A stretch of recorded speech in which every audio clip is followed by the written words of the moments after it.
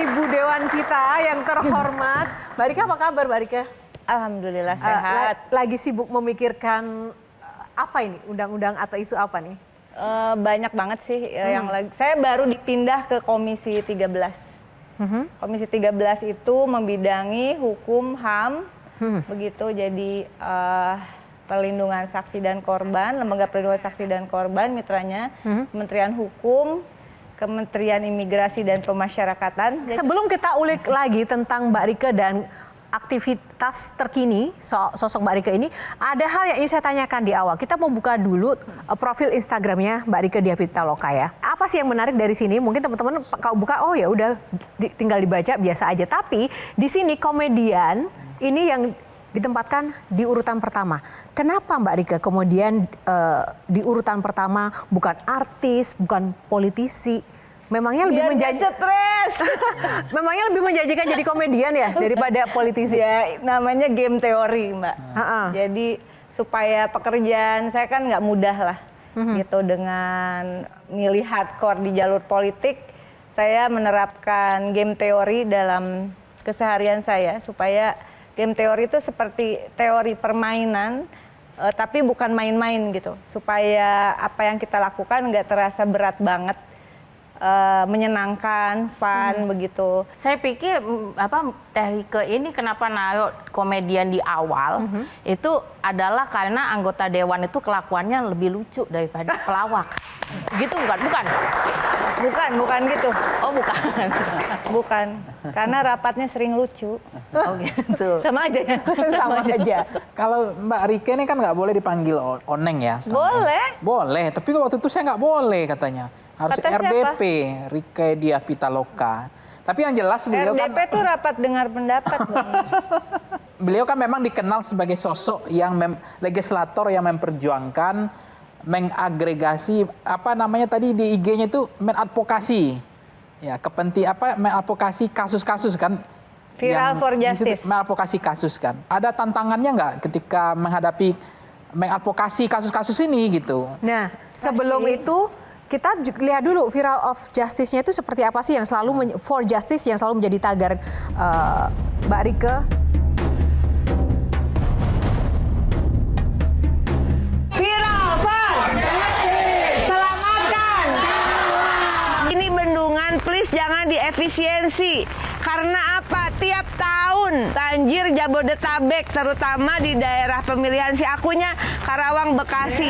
Terinspirasi dari kasus child grooming, saya salah satu inisiator undang-undang penghapusan kekerasan seksual. Tetapi memang secara jujur belum ada definisi aturan hukum perlindungan terhadap saksi dan korban yang eksplisit, tegas, dan itu komprehensif, termasuk di dalam undang-undang perlindungan anak.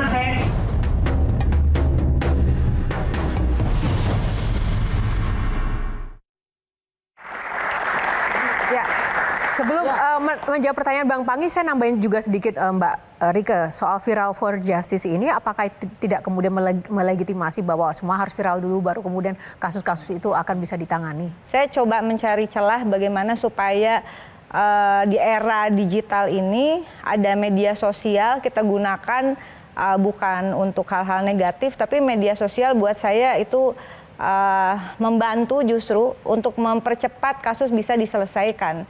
Semuanya jadi lebih terbuka begitu, dan karena dulu saya 4 periode di DPR, dulu belum ada medsos begitu, dan ketika kita mencoba membongkar kasus-kasus besar, kasus korupsi seperti itu, bukan tidak ada intimidasi, ada intimidasi. Yang paling mengerikan sampai apa? sekarang pun ada intimidasi. Yang paling mengerikan intimidasi yang pernah dialami. Yang paling membuat seorang dia pernah diancam dibunuh lah segala macam gitu ya. Terus kemudian rumah saya dilemparin, sampai dilemparin, diteror pakai bangke anjing kepala anjing hitam gitu.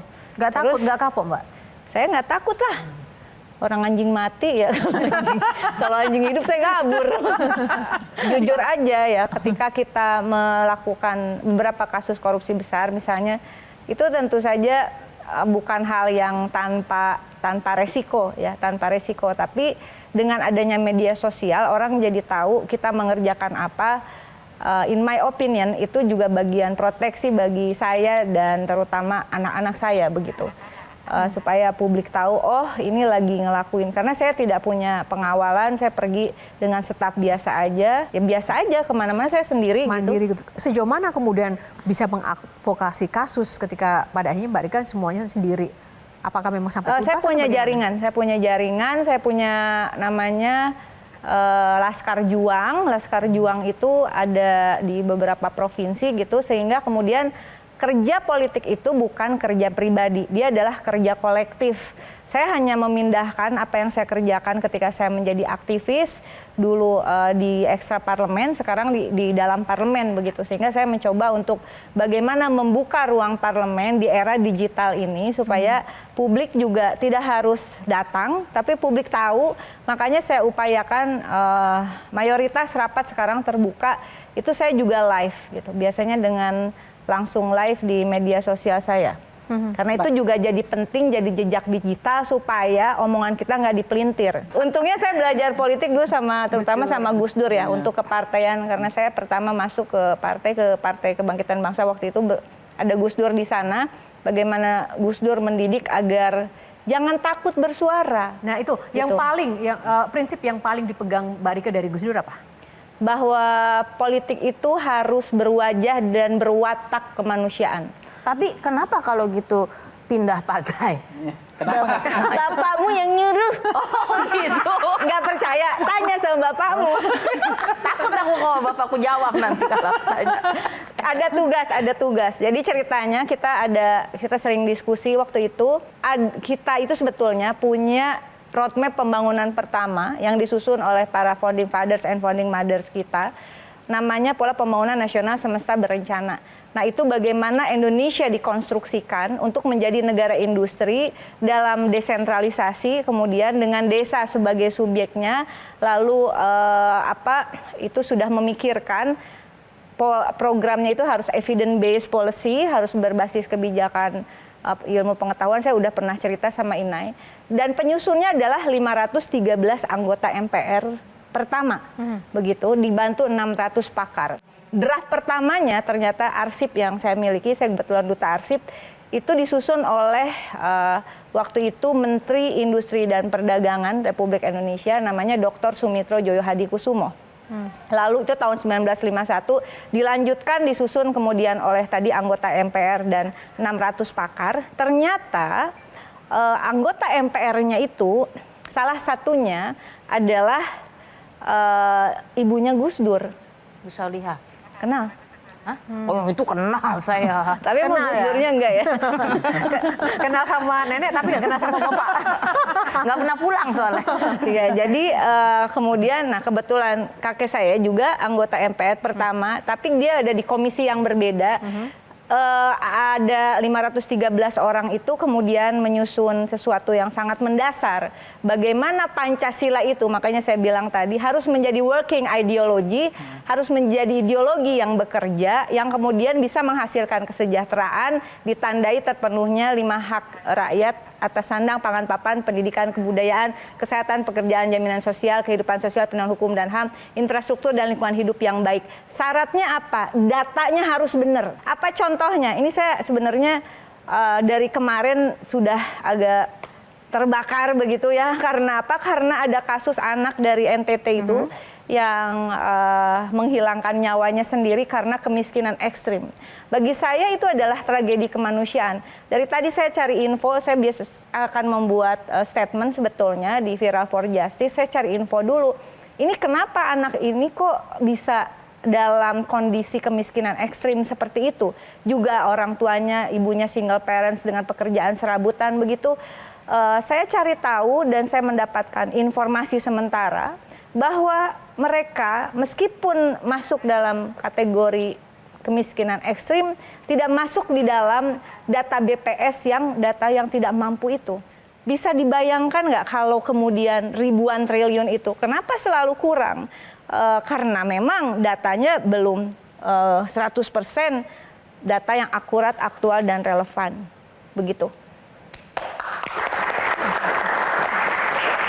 Kalau udah ngomongnya kayak gini, saya percaya bahwa Kak Oneng ini memang jadi anggota dewan karena prestasi sendiri, bukan karena jalur dari Bang Bajuri ya.